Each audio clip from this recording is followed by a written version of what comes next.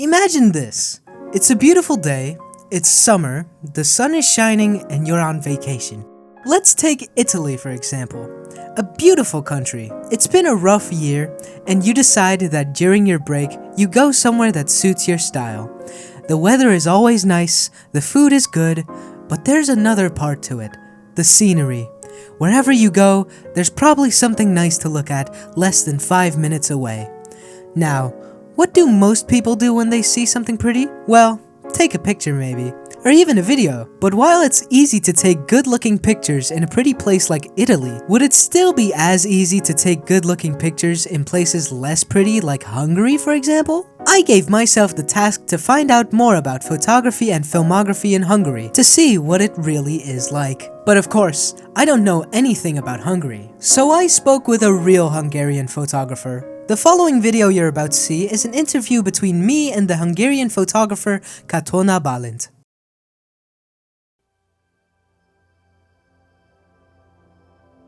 So what's your name? Katona Bálint. What do you do for work? I make documentary films. Okay, so my first question for you is, what motivates you to make these films? Money. Okay, fair enough. What are the biggest challenges when it comes to making films? I guess it depends, but the way we do it is we have a company. You know, usually when you make a film, it's a bit more independent. But since there's a whole company around it, and you're constantly having to make these, you have burnout, which is one thing, and then another thing is you never really get to make the film you want. It's always the film like your boss wants or the person who is ordering the film wants. So it's never really something that you truly want. Fair enough.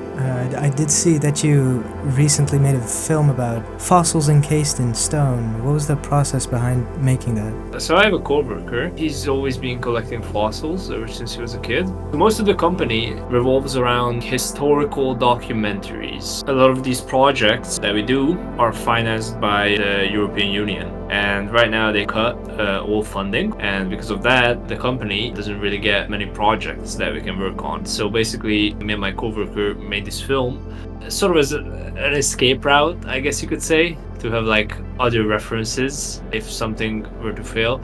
But also, I like to make films in my own time because I get to create something that I want. He mentioned that he wanted to photograph some of his fossils, and so I said, yeah, we can do that. And then it kind of evolved into this film about fossils. I don't know, it just kept kind of like improving. Originally it was, well, kind of a bit worse. The script wasn't as well written, and then the footage wasn't that nice either. Most of the footage was used in the final product, but we had a few reshoots as well. And so my coworker showed it to one of his friends who is also a big fossil collector, and he doesn't really know like anything about films, so it was kind of like a new perspective.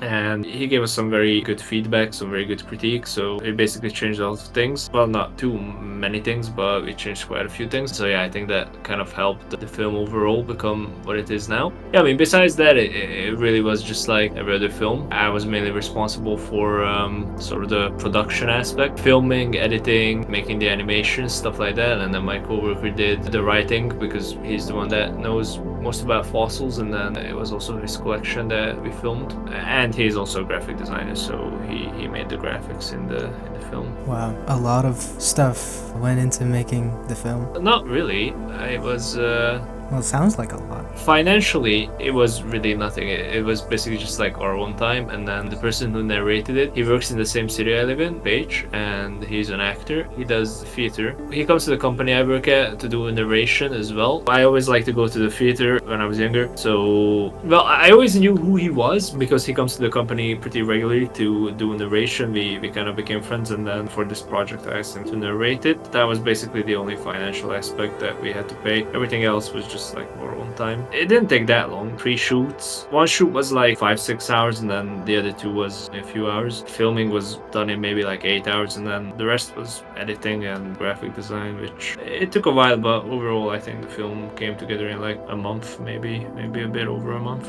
One more question. What is your greatest fear when it comes to making films? I mean, I don't really fear anything. It's like a film. If people don't want to watch it, they don't watch it. The only thing I would fear is becoming a filmmaker where I only make things that are for other people. I think creation is only good when the creator themselves can enjoy it, and I very rarely have that, because I usually work on things for so long that by the time I finish it, I see all these little flaws that nobody else will see. But yeah, I guess I fear like I stop enjoying making these things is one thing that I fear, and another thing is that I will not be making things for myself but for others, and that's kind of something that is happening right now. But I still have kind of like I love projects that are coming out and I get to work on them. If those things didn't exist, I think I would be kind of miserable. So yeah. And what would you do if you didn't make films? It depends. It's like, are you asking what would I do if I couldn't make films right now? Because then I would just do something else. Because I can always make films. It's another thing whether or not I get paid for it. I would just get a different job and then